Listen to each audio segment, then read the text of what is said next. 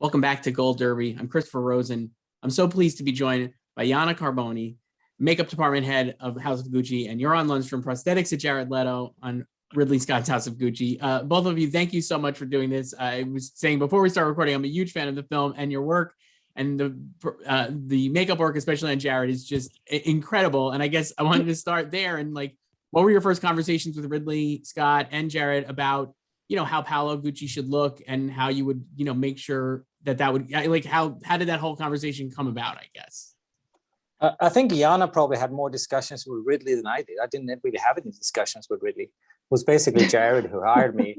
But I'm sure Jana, because she was involved so much more, I think she probably had more backstory to the makeup. Well, it was very interesting because when I read the script at the very beginning, was much more, much earlier before actually Jared was in the picture. So it was like, it was about Paolo Gucci, but we didn't actually see going that way with the prosthetic. We didn't see that coming. And then Jared was, like up for, doing Paolo, and he really, really wanted to do something really special. As Goran knows, is a perfectionist, and he wanted to look so right, so perfect, and do something different. But I think he felt he needs someone just dedicated for him, someone like, with experience and with the talent of Goran. So he wants someone just dedicated to him, and that was his call to have Goran with us. I have to say, like, the conversation we had with Ridley was more about the fact I was a little bit, of course, worry because Jared was going to be just the only one wearing prosthetic, that even it was going to look perfect, it could look a little bit odd. But I have to say, with what Goran managed to create and deliver, it wasn't that the case. I mean, it was just incredible. And I feel very lucky because Goran and I, we didn't know each other, but I feel we have a very similar taste, which is very important. So we have same attitude towards makeup, and so it was lovely because it was something, as we said before, it totally kind of made sense with all the rest of the movie. It didn't look like something odd or something which are different. And again, I think, what Goran managed to deliver for the time he had and the situation he had was, apart from the fact it's beautiful and it's fantastic, it was actually a miracle. I mean, I said to Goran as well, I was so touched about his work ethic and his commitment to the project, Well, Goran is going to tell you about the story, but basically, we, unfortunately, for different reasons, we have Goran join us quite last minute, so he didn't have the prep which usually someone should have, right? And it already nailed it. So yes, it's amazing to hear that, because like you said, like it looks so good. It's like shocking. So Goran, I guess, can you talk to me, like, what were your conversations with Jared like, and how did you pull that off then? Because I just think it's incredible. I mean, like, it looks so good. I only got like 3 weeks from the time Jared I had an interview with Jared on Zoom, and then the next day he decided to go with me, and then we had 3 weeks until the first test, and then I had a few days after that, to figure things out or run the pieces differently. But we didn't really have time to redo much. And the discussions were basically, he picked out pictures of Paolo that he liked, and then it was up to us to kind of adapt, to make a version of Paolo. You can't really do Paolo on Jared, but you can do a character that has that kind of feeling. And also, I think a lot of that character comes from Jared's acting. His acting is really, to me, is amazing how he makes that makeup come alive. Because that's I've never really seen that. That he has, the way he moves and acts, and he was very big in his movements, which really helps the makeup, because you don't really think about the makeup because it moves so well. But it's Jared, like that's the main difference, I think. And then it was all about trying to do something that looks real instead of being too focused on the character, because we had enough of the character to go from. But with Jared, it was a lot about the fact that he had really long hair. We had very little time. We didn't get to meet him before. So we had a scan we went from. So it was really a bad situation to start from. But so we kind of went in knowing that the first test was going to be something that we would have a list of things to think about. Right. And which we had, and then we kept, basically while we were filming, we kept figuring things out. So the first scene, we saw a lot of things that we needed to change. And then, we gradually changed a lot of stuff about how we applied it. I re-sculpted a bunch of pieces while we were filming. So it's not necessarily the same pieces all the time, but you can tell they're close enough.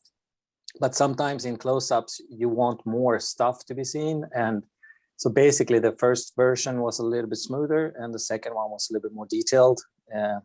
So I did stuff like that, but it's kind of rare because I think the 2 last days was the version that I felt I would have wanted to start with.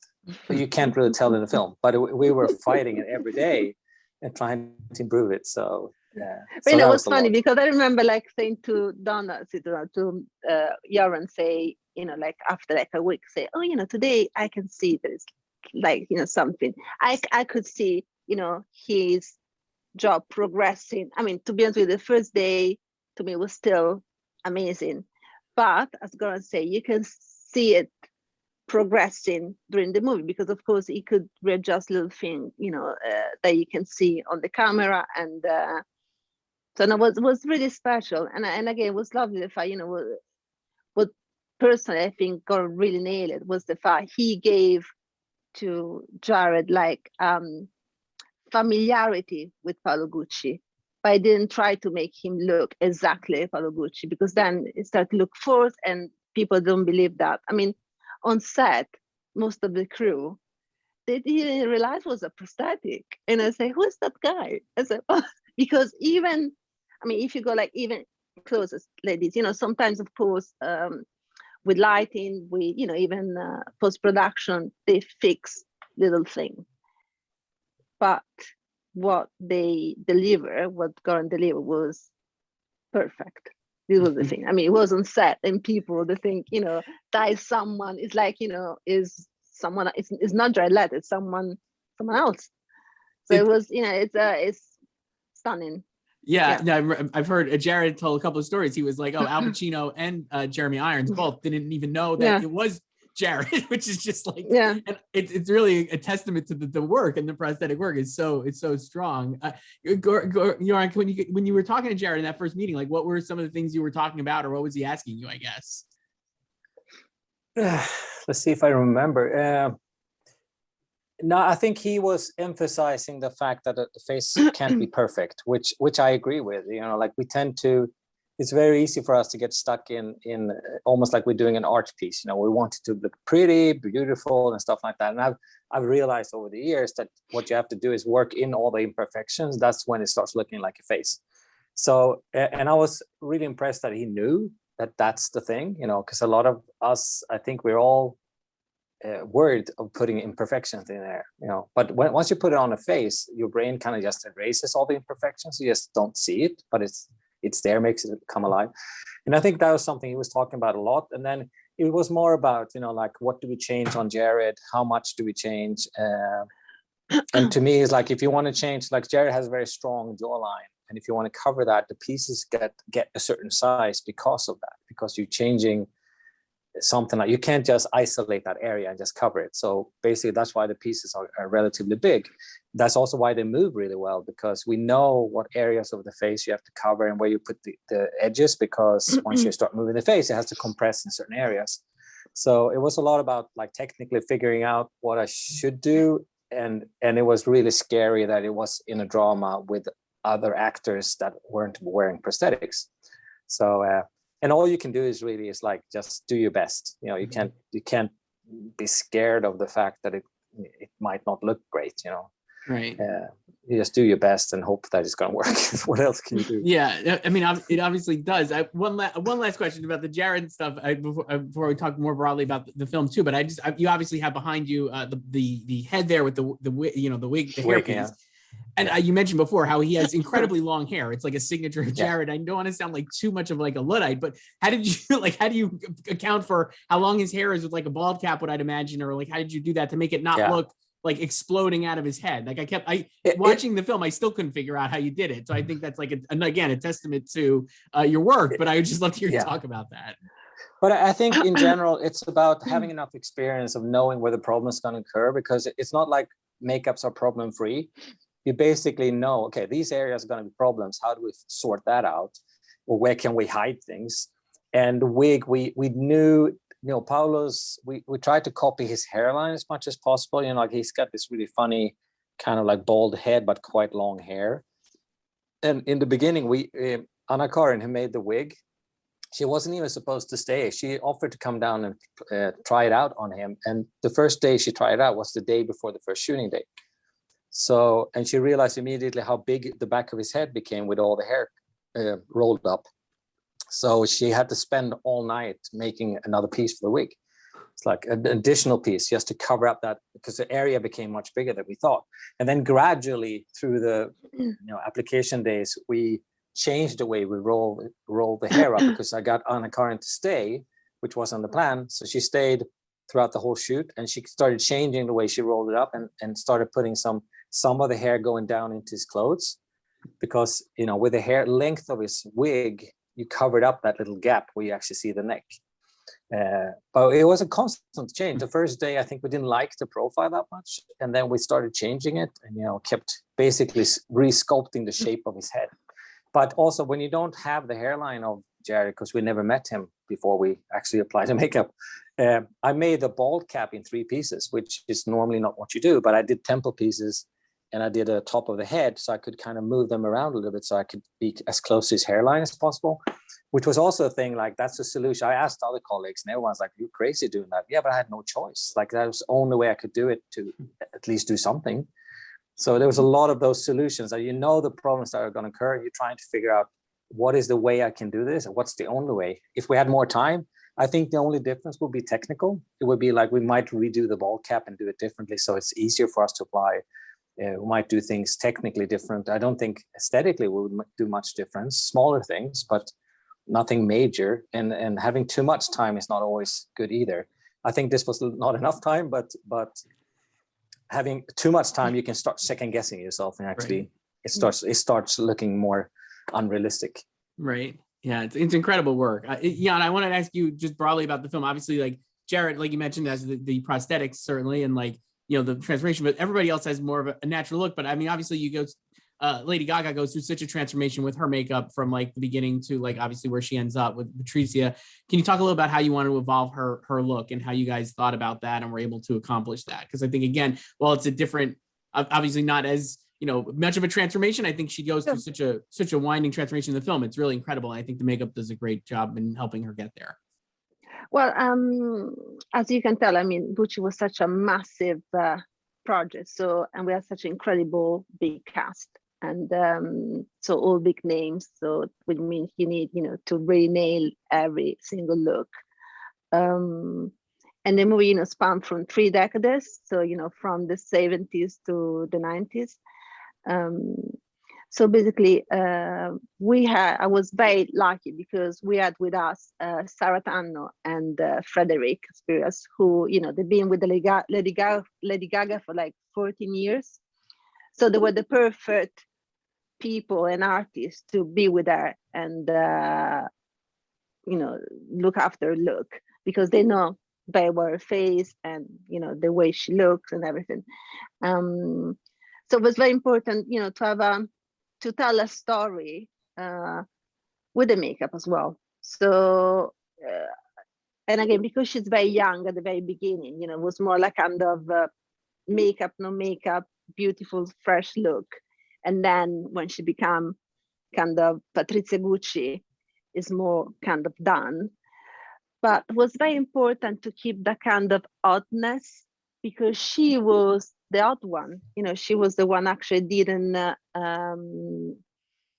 wasn't part of the Gucci family. She wanted to be a Gucci, but she wasn't a Gucci. So she always had to look a little bit odd and off. So, kind of lots of eye makeup, Sarah did fantastic work with the lip pencil on, lip liner. So it was a kind of dark lip liner around their mouth. And then when we go to the court, the very end of the movie, it's kind of like a very pale canvas. It's just pale, and there's nothing there, and there's nothing left there. And you can see even the drama and the tragical part of the situation, and the way our character evolved in the movie. And same thing for all the other characters, like I would say Maurizio, Aldo Gucci, all of them. I think what I'm very pleased with that is the fact you can tell there is, for all of them, there is like a transition. For all that, there is like a story, and each character is very defined and have their own story to tell to the audience somehow, and all the contrast as well. I love the contrast. I love the contrast between, Aldo Gucci and his brother. I love the contrast between Patrizia Gucci and Paola Franchi, the second wife of Maurizio. And again, even Salma Hayek, I love, her character, which is again, the gypsy Napolitan card reader. So it was really good fun. But like Goran, I would say I really believe in the fact that makeup shouldn't be perfect. I mean, you don't have to copy something identical, because otherwise personally, I start to don't believe it. If it's perfect, I don't like it. It is not real. So it was always to find like a way to give, the era we're working on, but without looking too forced, too done. Apart from what we did with the catwalks, the Versace catwalk and the Gucci catwalk, which actually were perfect because they're so iconic. You have to really get that kind of right, and almost kind of in a documentary kind of way. So it was a lot of work. I mean, it's worth. I gotta say though, it's totally worth it, because I think like movies where like going through time periods is obviously like a and especially in like a historical movie or something based on fact.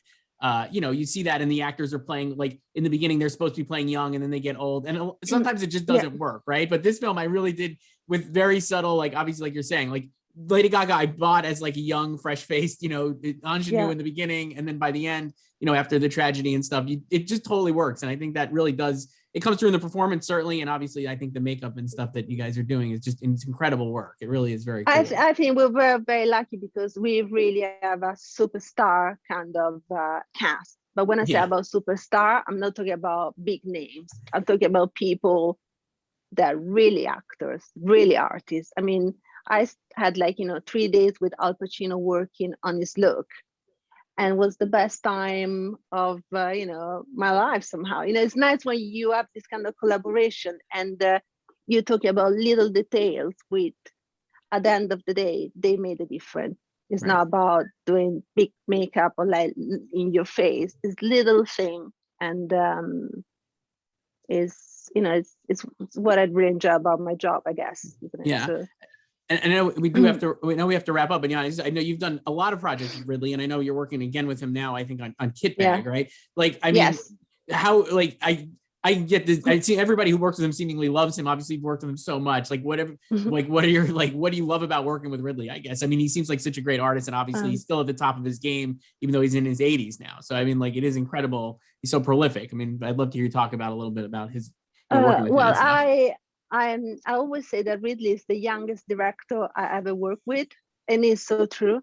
I mean, he's enthusiast and is contagious, and it's incredible because now Kid Back is my, I think, 6th movie with him, and he's always push you to do better, and always push you out of your comfort zone. This is the thing. I mean, to be honest, it's funny because sometimes when you work with someone for like several projects, you feel, relax, I know what I'm doing, and it's gonna be fine. Each project is different. Each project he asks you something different, and each project he want you to deliver something different. And because he's such a perfectionist and because his vision is so strong, you want him to be 100% happy with what you've done and what you delivered to him. And